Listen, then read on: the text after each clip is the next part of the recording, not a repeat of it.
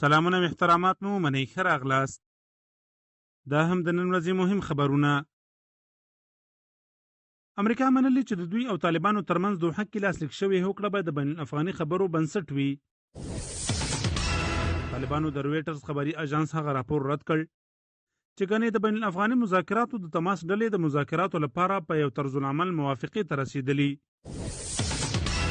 د مصالحې عالی شورا مشر ډاکټر عبدالله د یو پلاوي په ملتیا هند ته په سفر تللی.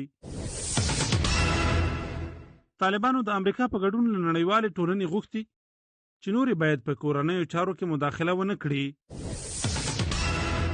طالبان وایي کابل کې هیڅ چرکي نه دی نیول شوی. په دې اړه خپاره شوي راپورونه بې بنسټه دي. ترکیه یو ځل بیا ویلي تر هغه چې ارمنستاني اشغالګر له سیمې وتلی نه وي د اذربایجان ملاتړ کوي. اذربایجاني ځواکونو د ناګورنو قرهباغ سیمه کې نور پرمختګ هم کړی دی. د خبرونو پای.